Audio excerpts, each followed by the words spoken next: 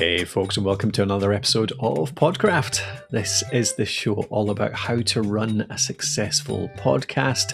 I'm Colin Gray from thepodcasthost.com and Alitu, and I'm joined by Matthew as always. How are you getting on, Matthew?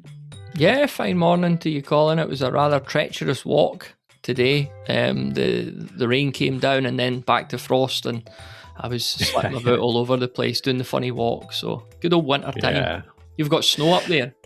Yeah, we've got a ton of snow actually. Loads more fell overnight. So yeah, we're well snowed in. School's closed today and everything. So yeah, proper winter conditions up here. I think we're going to get the same. We had a lot of it melt yesterday, so we're going to get that like frozen slush situation where it's just absolute horrible. It's like total skatey ice. But I'm not going anywhere now that I've moved into my house for work. Actually, it's quite nice. I don't need to go anywhere. You'll never leave again. I can just hibernate here. Yeah.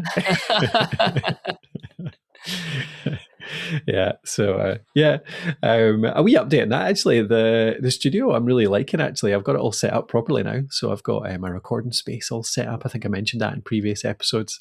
My one wee tweak actually, this might be boring for anyone but total nerds, but I've set up all of my lighting now on a Hue bridge, so there's like I can just do an Alexa thing to turn all my my lights on and off, and I've plugged in I've set up a plug as well, so I've got a smart plug which is an inner plug, INNR, which actually you can link up to the same network. And so it means that when I come in, I can just hit that, just say, well, I'm not going to say it because it's going to turn it off, but the word for the speaking speaker, and then just office lights on, and that turns all my lights on and the plug on as well. So the computer comes on, my spotlights for recording come on and everything. So I'm quite pleased with that because it stops me having to go around and literally turn off about 7 or 8 switches at the end of the day and at the start of the day. So it's quite nice actually. Feeling quite good about that. Yeah, man of the future. I'm a traditionalist. I just like to turn stuff off. I was going to say naturally, not natural at all, is it? Manually. You would say that until you have 9-10 lights in one room, plus the computer, plus I've got 2 plugs for all my computer stuff, because I've got 2 extensions that power all of that stuff, and then I've got 7 or 8 lights at the back and a couple of other plugs. So yeah, you say that until actually you have to do that twice a day. It's a pain in the ass. Yeah. So yeah, quite good. But yeah, quite nerdy. But anyway, works well. The Hue bridge is the trick there actually. It's a Hue, this little sort of device that works with the Hue lighting. That's a really nice thing. So that's maybe a good tip for anyone out there that's playing around with that stuff. That integrates nicely with the Alexa. What about yourself? Any changes in your working stuff? You've moved office as well, actually. Anything changed in the way you're recording these days because of that? Or did you just basically replicate your old office exactly? Well, I know, like I've been swithering over what microphone to set up there. So like at home, I used the Focusrite Vocaster and the Samsung Q2U. Up at the office, I've got a Lewitt Connect 2 is the audio interface, really good audio interface. And I've just been I've been deliberating over what microphone, because I've got a few, we've touched on this recently, that you accumulate gear over the years. So I have a Rode, when I've got to pull a Rode name out my head, NT1 5th Gen. NTcaster. So yeah, NT1 5th Gen, which is a really high-end mic. I just feel it struggles with conditions that aren't like perfect. So I'm a bit dubious about using that. I did get through the post for review the new Maono one, which is really cool actually. It's quite innovative what they've done. Remember back in the day we used to say, you won't believe this new mic, it does XLR and USB, and everyone's amazed, but now every mic does that. But this one also works as, and I wouldn't use it this way in the office, but it works as a wireless mic. So you could literally completely unplug it. It's like a desk stand mic. You could take all the cables out of it and it's still on. And you could set it up wirelessly. Now, whether or not that will ever be useful to anyone, given that it's like a desktop mic, I'm not sure. But it's just like it's a novel feature. But I actually plugged it in via XLR, and I was really quite pleased with how it sounded. So I'll maybe just go with that. See how I got on. So Nice. What did you say the model was there? A Maono? Maono, God, what was it now? The PDXW. It's, again, the names of most mics are appalling. Yeah. I will put a link in the show notes for the listener so they could check it out if Yeah. interested. But Cool. Yeah, that sounds good. One reason I can think for using something like that is if you're recording with your phone or something, or you're out and about and you're recording with your phone and you can actually connect. I presume you can then connect that up with your phone as a recorder. you could, but Yeah. like, then why would you not just use? I get that you might not have one, but like, that Yeah. you get the wireless micro or the Boya Mini. Yeah. So why would you not just use a lav mic? Like, I don't know. I'd have to test the sound quality Yeah. versus and see if there was a noticeable upgrade. But Yeah. Yeah. Totally. like Yeah. walking about with a desktop mic out in, say, the woods or that would just seem a Yeah. bit strange. But Yeah. I wonder if there's something around like the kind of standard or a standard video type podcast recording. So you're sitting in maybe you've got a studio out and about, or you've got a space at a conference or somewhere that looks quite nice actually, and you've got a wee table for two people to sit at. Then you could chuck these on the table. And then you've got no cables, essentially, making it all yeah, messy. You don't have to carry those cables with you. You've just got the phone as a recorder, maybe something around that. But you're right, like a good wireless lav mic would do the same kind of thing. But maybe the quality is a significant upgrade on these. Be could interesting be. to try out. Yeah, Yeah. yeah, It looks like it's the PD200W hybrid. that's it. Yeah, I can that's see it. that on their website. Or there's that's the one actually. Yeah, I was going to say there's a PD400 too, but no, that's a cabled one. So yeah, it's the PD200W. So 200 wireless, I'm presuming that stands for. That's cool. Yeah, looks like a nice wee mic. Alrighty. Should we give Harris a shout out to start with? Yeah, that would be good. Go for Yeah, it. because we Yeah. got some feedback from our pre-Christmas, or was it pre-New Year quiz? So you were doing real podcast or fake, weren't you? So there was a few Yes. different sleep podcasts. One including, was it called Sleep It Whispers? was Sleep Whispers. Yeah. Yeah. So not only was Sleep Whispers real, but the presenter himself listens to this show. So hello to Whispering Harris. Yeah, indeed. Craig Harris Richard. So yeah, thanks for listening along, Craig, or Harris, whichever one you prefer to go by. So yeah, great to hear that you listen, and glad we give you a wee surprise when we featured you. So yeah, Yeah, I hope you weren't offended. Yeah, is this real? No, it sounds like, I put it in because it looks like a really popular pod. So yeah, it looks like he's doing really well with it. So yeah, good work. Cool. And another listener, Matthew, we've got a listener question this week, don't we? So yeah, do you want to jump into that? Yeah, of course. It's always great to hear from the listeners. We also get replies to our newsletter, Podcraft Pointers. You could find that at thepodcasthost.com/pointers. And we always love getting your questions and things like that. And this is a good one this week. I thought this would be super relevant to almost everyone listening. So this comes in from Jenny and Charlotte. It says that they've started a podcast called And All That Jazz, and they've been going for 15 consecutive weeks so far. So brilliant work, first and foremost, on the launch. Yeah. That's a great start there. Aye, absolutely. And they're going to say, having mastered the basics, we're now looking to sort of expand in terms of creativity, part of which would be to use music and clips from TV and radio. However, they're unsure about the legalities and restrictions. You've got copyright and royalties and all that. So they're asking about, how and where can we find the music? Can we use clips from other broadcasts to support our discussions? And they're, just looking for a bit of advice on that. So I thought, Colin, that would be a great one to cover. Like I'm saying, I think every person listening and both ourselves will have considered this at some point or another, won't we? Yeah, for sure. Yeah, in fact, I had my son asking about this just yesterday. He's been making some live streaming and he came to me and said, Dad, am I allowed to? I want to put some of my favorite music in here. Am I allowed to do that? And I'm like, there's only one person watching at the moment, so probably, but actually you're not allowed to, really. Yeah. So it's one of those, so many people skirt the rules here, don't they? Because in reality, you're probably not going to get chased for it. But the trouble is, like, as soon as your channel becomes popular, your podcast becomes popular, or even you just get unlucky and they do chase you anyway, then you are on the wrong side of the law. So it's best to actually just go with the legal or the best legal approach just right from the start, no matter what you're doing. Yeah, and I guess like we could approach this, Colin. We'll talk through it from the point of view of what would we do, because we're not going to tell Yeah, anyone out there yeah, to do something like this. Is completely at your own yeah. risk. But yeah, we'll We are maybe not take this as lawyers. This isn't legal advice. This is just what we would do. So I guess like a starting point that might surprise a few people is, can you play copyrighted music on your podcast? The answer isn't absolutely not, as some people might believe. Like there are little loopholes here in defences.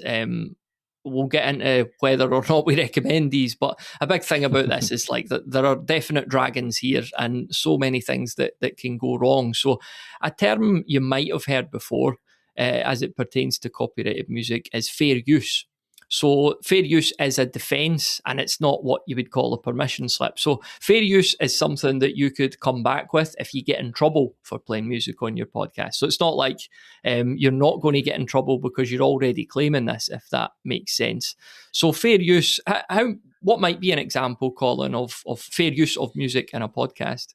Yeah, I think there's three, isn't there? There's like you either are doing a critique on something, so you have to be able to say that you have been reviewing a thing, so a song. So, for example, if you're a music review podcast, might be able to argue, and I'm saying might still because actually there's still there's still definitely dragons here, but it might be that you can play a bit of the latest Taylor Swift song as long as it's around criticism, or reviewing something as well. So you're either critiquing it, reviewing it, or something along those lines. But again, not legal advice. You can get in trouble for that as well. And the other part's, what is it, analysis as well, Matthew? I've never really quite understood that one as much. Like, do you know what that one means exactly? Like, how would you define analysis? Like, criticism and review are kind of obvious, I'd say, but what's the analysis side of it? Yeah, so this is where you're literally picking the song or the lyrics or the production of the song apart. So like some examples is, you play 5 to 10 seconds of a song, and then you're cutting in with, here's why this lyric is often misunderstood. Like, here's the exact line people quote, or this line is often quoted as optimistic, but listen to it again, listen to the exact wording, and then you go back in and play that again 5 to 10 seconds. Or even production commentary, like, you're talking about like there's really heavy compression here. It flattens the emotions, but this is a stylistic choice tied to the genre, sort of thing. So Yeah. you're really commenting on like, you're picking it apart and you're reviewing or analysing it, and it's very short clips, and it's absolutely not music beds. It's not intro music. You're not just saying, and now a song that I really like. So again, and this doesn't even guarantee that you'll be fine. Yeah, they're all kind of part of the same thing, aren't they? Like, it's kind of critique, review, analysis. They're all basically, it's focusing on the song. Like, the point of the segment is the song you're playing.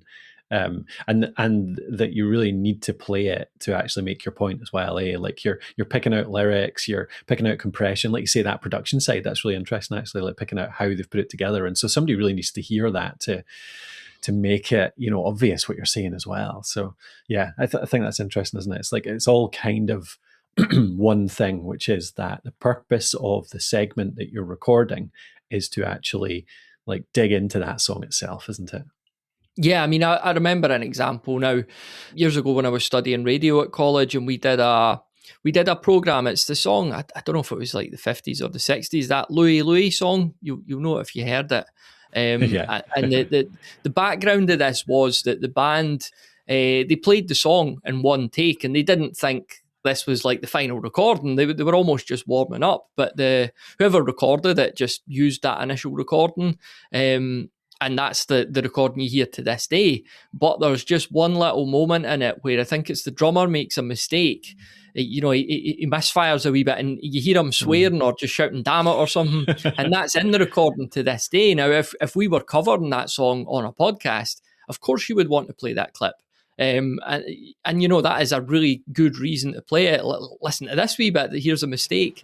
So it's something like this, like on the flip side, and I'll just say, like, they're obviously coming at it from this kind of position because they're literally asking, like, this is to support our discussion. So they're not saying, can I use Taylor Swift as my intro music because, I own the CD and I've heard that if it's only 7 seconds long and, all this stuff, that you could forget that. But, if you're going to do it, this is the position you would take, certainly. Yeah, But yeah. like we're saying, Con, it's not without risk. So what are some of those risks? I mean, if you quote unquote get in trouble. Yeah, I mean, the most obvious is that most of the platforms now have automatic copyright detection. So, like, I've done this a few times, even with stuff that we're allowed to use.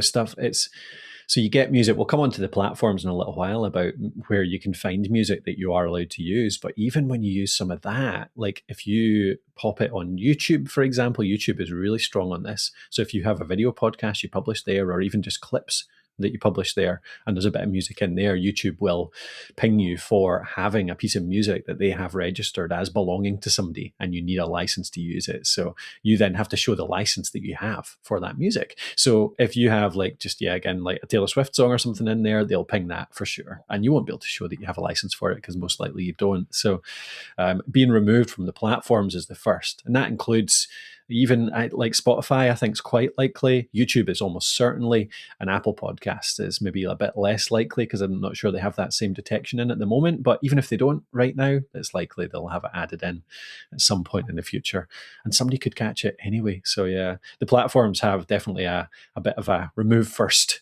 ask questions later type policy, and they're all very hard to contact. Like even that supplying evidence to YouTube, which I've had to do for stuff that we do have license to use, even that is like quite tricky, and it takes a while to get it put in. So it's like it's almost not worth putting in even stuff you're allowed to use sometimes, just because of that hassle, really. Yeah, totally. I mean, you've got to ask yourself, like, if our show got taken off Apple or Spotify, would it still be able to survive and grow? And the answer is almost certainly no. So it's a risk. Yeah, You have to take this very seriously. And it's not just like yeah, platforms themselves. Like you could get a cease and desist from like the record label or these labels. They'll often hire like enforcement companies to just go around and chase up everyone who's playing their music, and that might not just result in you getting pulled from a platform. They could go directly to your hosting provider, Libsyn, Buzzsprout, Alitu, and just say, you need to take this down. And your hosting provider, when provided with that evidence, will just have to take your show down. They'll probably get in touch with you first, but I mean, you're risking at this point, all these episodes being deleted. So again, massive risk here. And as we're not given legal advice, Colin, I guess we could sum up like, would we do this ourselves? no. No. No, it's just not worth it. It's just not worth including anything that's like that you don't have like watertight legal reason to use, which means signing up for one of the platforms we can come into in just a second. And sadly, none of these really cover like the sort of popular pop songs that you're going to talk about, like popular public songs. So it's it's a shame. You can't really do it much at all. And do you know what? I think this is only going to become higher risk as well in future. Like I think that as in the current world of content, like record labels and stuff maybe didn't bother with small channels in the past, but actually the AI detection of this kind of music has become so easy, and it will become even easier, that it just will be impossible to get away with. There'll just be every time you upload anything to anywhere, it'll be checked like automatically by AI, and you'll get pinged for it. So I just don't think it's possible at all anymore. Yeah. So we'll cover a couple of royalty-free alternatives. Obviously, they might not suit your particular use case, Jenny, but and then there's possibly some more optimistic news when it comes to clips from TV or radio. But first up, like any royalty-free resources that you've went in the past for music, Colin? Yeah, we've used Epidemic as one of my favorites. Like Epidemic is a good one. Sound or Music Blocks as well was always a good one too. So I quite like those two. They've always got quite a good range of music, and you can get sound effects in there as well. So you can get nice music clips, but you can get sound effects in there too. Within Alitu, we've got our own music library within Alitu as well. So if you want music to use for backgrounds and loops and intros and all that kind of stuff, we actually have built-in packs of music, which I think is something I've not seen anywhere else, but actually I deliberately made because it's something I find really useful, whereby you have an intro, which is maybe 12 seconds, or even some longer ones, 20, 30 seconds. You've got a loop that matches that, a minute long as well, and then some stings, like little transitions that match those. So you've got this kind of branded pack of all different types, from intros to outros to stings to transitions, all those kind of things. So those little packs are really useful too, and you get them as an Alitu user. So there's three places you could get, both Epidemic, Studio Blocks, I think they're called now. They used to be Music Blocks, I believe, and then Alitu's Music Library too. Yeah, what do you like, Matthew? Have you used anything other these days? Yeah, I really like Epidemic, especially like when I'm building an audio drama soundscape. I've used them a lot in the past, and I really like the choice there. And Compotech was always a great free one. Yeah, yeah. You can use, as long as you credit the creator and link back to them. But I would recommend that the listener go to thepodcasthost.com/music, because you'll find our pillar guide there and all our links to places you could find music, which includes our own unique discount codes. So you get 25% off Epidemic, you get 10% off Shutterstock, 50% off Invalid Elements, which is another platform. So thepodcasthost.com/music. Check that out if you're in the market for some music for your show, some safe and legal pod safe Indeed. music. Yeah, and you know what? There's another thing pops to mind. Two things pop to mind actually, but one is, does the name Joseph McDade ring a bell to you? Yes, it does. Yeah. Can you think why? Do you remember? I'm assuming it's to do with music. Did they do music for Alitu or something like that? No, Joseph. Well, kind of. Joseph McDade, actually, years back. I can't remember how long. I think it might have even been like 10 years back, like in this 2015, 16, 17. He started releasing. He was a music producer, and he started releasing tracks. And he released about 5 tracks a month completely for free. And he obviously was a producer, so it was to grow awareness around the work he did. But those bits of music he released were free to use anywhere. And we used them a fair bit in our early days, actually, in some of our podcasts and the stuff we produced. They were great. They were really good. And he still has loads of that. So if you go over to josephmcdade.com, actually, he's got a fair bit of free use music on his site. But also he's got some subscription services, a theme song studio, so he can actually make stuff for you too. So just to mention him, because he did produce a lot of free stuff for podcasters in the early days, and we used it a bit. So yeah, thanks to Joseph for that, and go over and check out his site. And the other one, so slightly controversial. What do you think of AI produced music, Matthew? I don't honestly have a big opinion. I don't know enough to have a fully formed opinion either way at this stage. Yeah. What about yourself? I'll take the splinters out my arse whilst you answer that. Yeah, sitting on the fence. I think for some cases, it's one of those. I hate the fact that it's probably going to put a whole bunch of music producers out of business. But equally, I can now go on a platform like Suno, so suno.com, and say I would like piece of music, make it in a sort of 1990s punk style, something akin to Green Day, but make the lyrics all about how us at the podcast host make great education and software like Alitu for podcasters. And it'll actually just produce a like Green Day style song with those lyrics for you. And the shocking thing is, it just sounds actually quite good generally. So I've used it as like a kind of joke thing for friends and stuff in the past, and the stuff it produces is surprisingly good. So that's out there too, like someone like Suno, which can actually produce music like particularly to your to your requirements, exactly what you want, and like custom lyrics and stuff as well. So it is an option we have to mention because it is out there. But yeah, I'm definitely a bit wary. Wary is not the word, but kind of sad that it exists almost.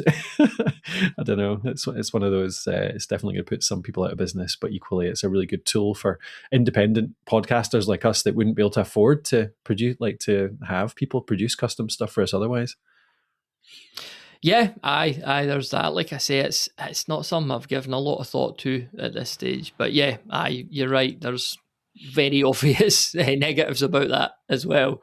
But what about moving on to clips from TV and radio? Then that was a part of the question, and again, we're coming from this. We're not lawyers. We're not giving advice, but personally, I would see this as safer waters, but something that still needs to be very carefully handled. So again, we're talking here, if we're going to do it, very short clips. You're talking seconds instead of minutes, and still following this procedure of like, this is commentary, it's analysis, it's supporting the discussion. It's not just, here's a clip because it's a nice clip or whatever.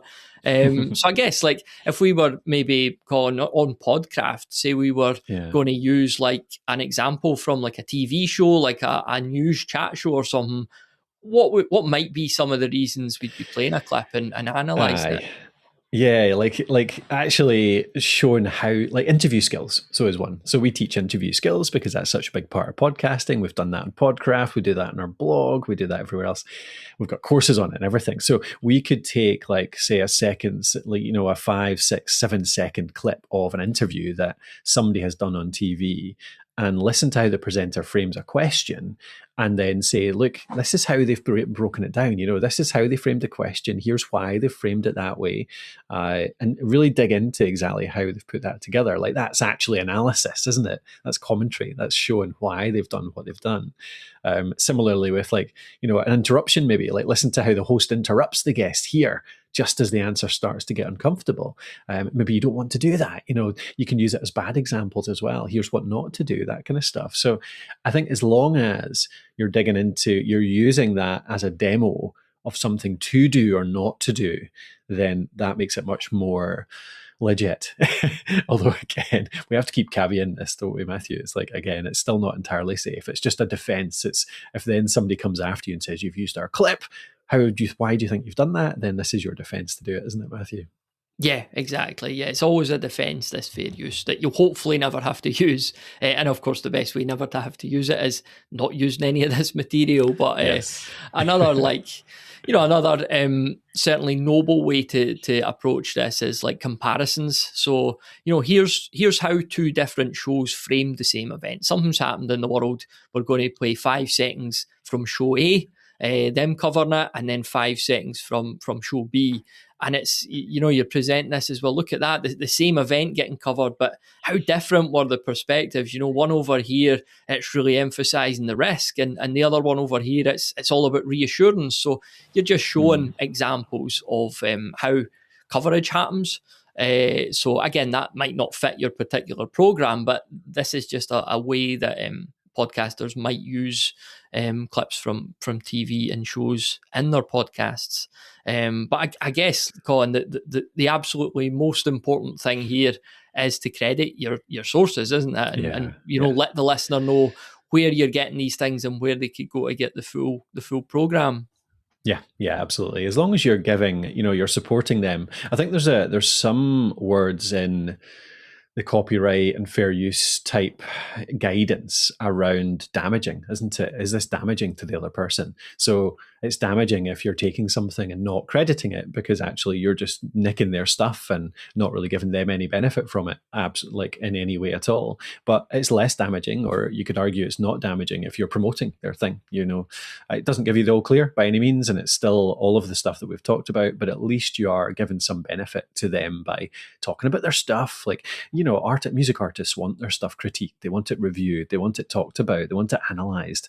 So that's why the fair use stuff exists, I believe, just because, that's a benefit to them. So as long as you make sure it is, like, there's some kind of benefit to the artist, then you've got a bit more of a defence there, I would say. But still, Matthew, final result, would we risk it on this one? I would say if it was, this is a given, but if it was super relevant to the podcast, probably. And again, I clarify, this is not me saying to the listeners to go and do this without weighing up the risks themselves. But yeah, I probably would. I've played clips from other podcasts before, and I've been very clear on, I've had a good reason to play them, and I've commented on them and linked back to them. I've been very clear on where they came from. And I guess with TV and radio, probably if the situation called for it and it really served the content and the listener, I think I would take that risk. But that risk would be my own risk to take. It'd be my own neck on the line. So there's one of the things that I always kind of come down to at the end of the day is that the advice is always that, you said earlier, I think 5 to 7 seconds, it's a really short clip, and is that presuming that you can only do single figure seconds of a clip, like, is it really worth it? Is it really worth the risk for something so short? And does something that short actually benefit the show enough to make it worth that risk? So I think that's generally why I've just always avoided it, no matter what, just in case, it's just, if you could play the whole song potentially, maybe it's more worth the risk, but you can't for sure. So I don't know, it just never seems worth it to me. All right, but I thank you very much, Jenny, for the question. It was really good to cover that. I think we have a few years ago, but it's always good to revisit these topics, because I know a lot of folks out there are kind of in the same boat with what they want to do on their shows. So hopefully that has been useful. And yeah, I'm not going to say we're not lawyers again, although I just have. So. Yeah, hope it was useful. All right, Matthew, we've got another segment on. So this is adding into, it was a study that Katie put together, I believe. Is that right? Or was this one of yours? No, well, I guess the first thing to mention here is that there was a article in the Guardian, a paper in Britain over the holidays, which was titled "Is Podcast Rush to Video Turning Them into Dreadful Listens?" So this was a really good piece in the Guardian, just talking about, that there's some very high profile podcasts out there that are coming at this from a very video centric, video first perspective or approach, and it's like the headline says, it's turning them into bad listens. And one of the examples given in this article was there was a show where the guest was literally showing a card trick, and this lasted several minutes. It wasn't really explained to the audio listeners what was going on, and it was just like 3 utterly bizarre listening minutes of like, what is happening here? Just some shuffling noises. Yeah. And I thought this was timely because Katie had just published a piece on her own site, which I'll link to in the show notes, saying the one essential rule that video podcasters can't ignore. And she got into a lot of data about, most people who consume podcasts, they're listening to it. And even if they are, quote unquote, watching a video podcast, they're probably not watching it intently. So they might have it on, but they're not sitting there watching it as if you'd watch a film in the cinema. So her thesis statement, if you like, is that your episode must work with the listener's eyes closed. It must work without them being able to see the screen. And if they do see the screen, it's a bonus rather than a necessity, if that makes sense. Yeah, for sure. Absolutely. It's a bonus, like you say.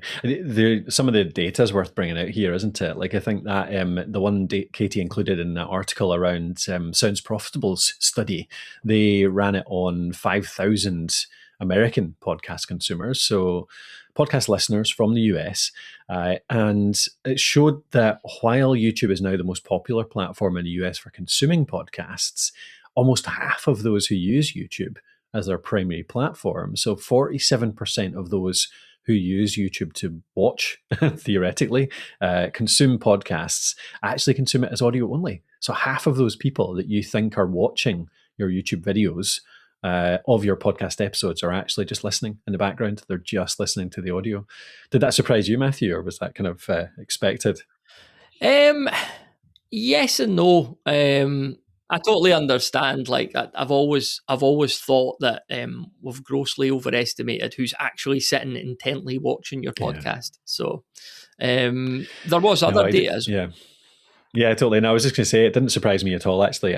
Because that's kind of how I use YouTube in many ways these days. Like, I'll have something, maybe I'm like just playing around with someone in the background, or sort of like I'm painting, or so, like both of us are nerdy about our models. Maybe I'm painting a model or something, and I'll actually use YouTube as a way to play a podcast in the background there, because I'll have my laptop near me, and it's the easiest platform to just go and find an episode of something just very quickly, rather than my listening is mostly on my phone. And so I'd have to connect it up to a speaker or whatever. So that's why I would just load up a podcast on YouTube, but I wouldn't be watching at all. I'm doing the thing I'm doing. I'm still doing the other thing. It's like, what is it? James has done really well getting his, James Cridland has done really well getting his, he had a really good quote about this, didn't he? Where it was something around podcasts are for the ears while the eyes are busy, I think his quote was, wasn't it? Yeah. And that's been brought up quite a lot. It's a really good quote.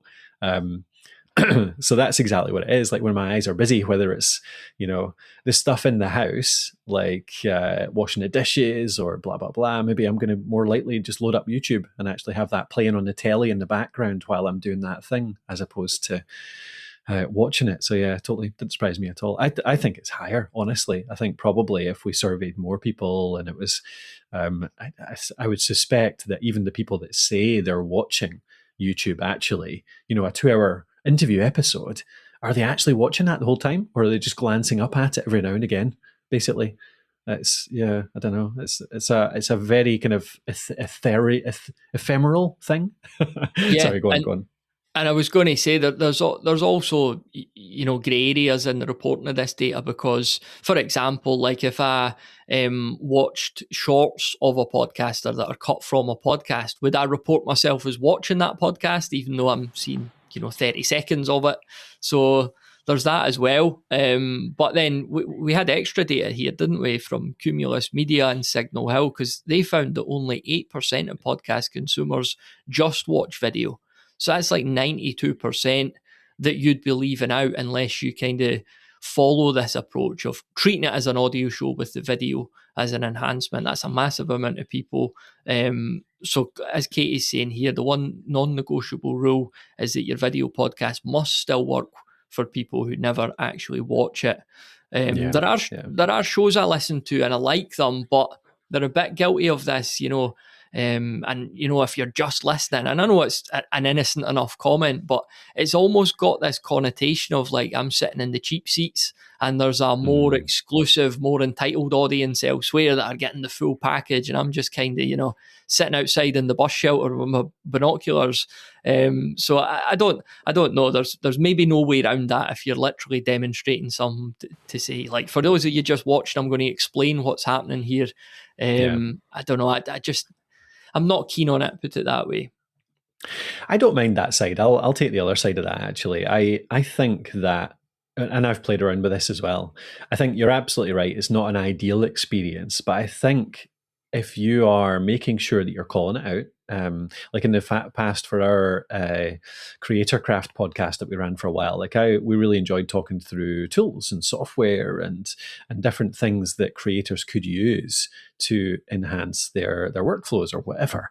And we would show software, and we published that so that it would be, or we created that so that we could cut it up into segments and actually like publish little bits of it as full-on YouTube videos. So maybe we'd demonstrate, Filmora as a video editing package, and we'd talk it through. And I would make sure always that I'm showing the software on screen, and I would say something like, I'll show it on screen, but I'm going to talk through all the features anyway. And I would talk it through as if I'm not talking about the screen. So I would say, and then you can go and do an AI created video part here, or not say here. Sorry, I ruined that there, didn't I? I'd say you can use the AI created video tool, and it does this, this, and this. And I'm demonstrating it on screen at the same time, but I'm not necessarily referring to the video. Like I found actually, it was quite easy to get into a habit, a rhythm of being able to talk through something without necessarily referring to the fact that I am showing it at the same time. Does that make sense? Yeah. So totally. the video made sense, but I would say at the start of the segment, if you want to watch the video of this, I will have a video of this, go over to our YouTube channel, blah, blah, blah, but I'm going to talk it all through anyway. So it was a really strong attempt to make sure the audio version was still very good and very useful, and they weren't missing anything.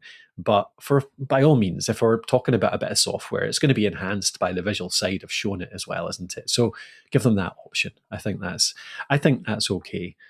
I do agree with you. I know I understand your reservations that it's definitely not as good an audio experience, but I'd argue that limiting the podcast to only that just because of that could harm both sides as well, because the audience can go, if they really want to go and look at the visuals, they could go and look at it elsewhere, as long as you're making the audio effective as well on its own. I think that's what I'm taking from what you said. The video is a bonus. Like the audio on its own is very good and you're not missing anything with it, but if you go and watch the video as well, then you get more. So Katie, in her piece, she gives 3 takeaways, doesn't she? Starting with number 1, which is create for listeners first and viewers second. So I guess, if we take that 92% stat, we should be assuming that like the vast majority of people are hearing this. You know, they're doing the dishes, they're driving a car, they're out for a jog. We should assume that. And if the viewer wants to go and watch, they could get certainly an enhancement on the screen, but they're not missing anything by only listening. So yeah, create for listeners first and viewers second. What was point number 2 that she made in her takeaways, Gone? Yeah, if the episode breaks without visuals, it isn't really a podcast. Yeah, so I mean, I think that was what I was getting at there, is it needs to work audio only. So the video can be a bonus for sure. It can make it better. You can even, I think, certainly this is just my opinion, but I think you can refer to some visuals as long as the episode does not break without them. You know, you're still describing everything, you're still talking through everything, you're still making people not feel left out without the audio. But then I totally understand the view as well that, you know, maybe you don't want to refer to visuals at all in an audio version. So yeah, but certainly make sure it doesn't break without those visuals. What about number 3, Matthew? Yeah, visuals should enhance and not carry the story. So everything you're doing with your visuals, your camera, your lighting, you know, you're catering and you're improving the show for your viewers. But that shouldn't matter to the people that are listening. But give them something where if they ever decide to check out your show on YouTube, that they're genuinely pleasantly surprised at like how much effort you've put in, how good you've made it look. You know, if you've got multiple camera angles and stuff like that, make them appreciate that if they choose to come and look at you. Do you think that's kind of what she's getting at there, Colin? Yeah, definitely. I think so. Yeah, for sure. Yeah, I think there's an interesting thing comes out of this as well. It's in the podcast 2.0 discussion at the moment around bringing in an ability to add video in an easy way. There's all sorts of acronyms around this that talk about the technologies involved. But the theory is that, and this is possible with some listening apps just now, just not the most popular ones, but that you can be listening in something like, let's say I listen in Pocket Casts. So you can be listening to the audio only version and you're only streaming the audio only version. But when you bring up your phone, maybe they talk about something video based, and then you bring up your phone, you can actually flick to the video version for that moment. So you don't have to stream the whole thing. You don't have to ruin your data plan, all that kind of stuff, or struggle in a bad signal area or whatever. But you can actually switch to the video just for that part. And there's discussions around like how we deliver RSS feeds that would allow that. That means that you could just like pause in the street and say, oh, that's interesting. I wonder what they're like, you could go and look at the video then. But I mean, that's just not possible in so many cases too, isn't it? Like that would be a lovely thing as a bonus if you can. But still, like you're driving a car, you can't do that. Even if you're running, you're in the gym, whatever it is, you're listening, you just don't have the opportunity to do that. So I think you still need to make sure it doesn't break. But it is nice that we're kind of talking about ways to potentially bring more video opportunities into general podcasting that integrates it in a way that people actually listen, which is to say 90% of it is just listening. And maybe there are a few bits that are worth having a quick look at. Have you ever had that experience, Matthew, of listening to an episode of something? Maybe it's a brand new podcast or maybe it's an interview show and you actually just want to get a look at what does this person actually look like? And they'll go and actually look them up. Like I have that every now and again. It's just quite interesting to see, like you're kind of just curious. I think that's kind of where that might come in. Do you ever have that at all? Or are you like pure audio only? No, I mean, as much as like I've contradicted myself here, like there's a show I listen to where they talk through, because it's naturally, you've mentioned it already, a miniature painting show. So the guys are talking about some of the stuff that they've painted recently, and they're saying like, you know, you could see this if you're watching the video. So there have been times where I've thought I would actually like to see that. I've nipped on and just quickly looked at that section. So yeah, See, that would be the case where it's HLS, I think is the acronym for it. Is that right? HLS podcasting, something like that. I've totally forgotten what it is now, but I'll put it in. Yeah, it's HLS streaming, it's called. So yeah, we talk about that. The Podcast Standards Project are talking about it. And that could be the sort of a future of video podcasts and RSS, because it does mean that you're out there listening, you're walking around the street. If they say that, you could literally pull out your phone and it would just be able to show you that one video clip. Without having to go off and find it on YouTube and find the same moment and all that kind of stuff. I think that would be a lovely compromise, I think, in this world. Yeah. Katie, rounding up her article, leaves us with what she recommends is the look away test. So if you're releasing video episodes of your podcast and you're a bit concerned about this, you could take the look away test, which is basically just, play the video or the audio and just don't look at it for 5 minutes, like just listen to it. And if you feel that it's leaning too heavily on visuals or trying to explain visuals, then you might need to get back to the drawing board and just adjust that a wee bit in your episodes going forward. So yeah, the look away test, just listen to your podcast for 5 minutes basically and make sure you're not losing the majority of folks who just want to listen to it. Yeah, perfect. And I'll tie it up with a wee mention of Alitu as well, because we have video recording in there. So if you want to make a video podcast or you want to make an audio one too, then we have video recording in there. So you could record your video podcast in there, show your miniatures through your webcam, whatever it might be. And we actually have video editing coming out within the next few weeks. So it might be available by the time you listen to this, but even if not, you can request to be part of the beta test that's currently ongoing. So if you want to create a video podcast that follows these rules and doesn't break the visuals, enhance it, and don't break it when people are just listening as well, you can record that right inside Alitu. It does the call recording with the video. You can now edit video in there as well, so that you can publish an audio version on your normal podcast feed, but you can take a video version of that fully edited along with your audio. Just in one process, you can edit those audio and video versions and then take that video version and publish it wherever you like, whether it's YouTube or whether you're using a podcast hosting platform that actually allows you to do this HLS streaming approach, or another approach to actually putting a video podcast up there out into the world. So and a quick mention for the fact that the editing is kind of our strength there as well. So if you are looking at starting that podcast in the new year, or you're looking to improve your workflow, you already run a podcast out there, please do check out our editing. Alitu's been designed to be the easiest editing process available for podcasters, but still with plenty of control, plenty of power. We've got plenty of experienced podcasters using Alitu, and loads of beginners loving the fact that it helps them create really nicely produced, great sounding shows with very little effort as well. Easiest process for that podcasting. So there is a 7-day free trial. You can get in there. You can produce an episode or two, see if it suits you before having to pay for anything. If you go over to alitu.com, that's alitu.com, you'll be able to get that free trial, sign up and try it out and see if it works for you. All righty. Is that us for the week, Matthew? Yeah, feels like it. Good episode. I did feel a bit tongue-tied at times. I don't know if it's just been 2 weeks of beer and chocolates that's done it to me, or if I'm just not very good at podcasting. I'll let the listener decide. Not noticed in this end. I was feeling quite smooth there. People will get in touch you and were say, fine. Matthew, you sounded great. Colin sounded terrible. But actually, I was expecting to be more rusty, but I quite enjoyed that. That was good fun, as always.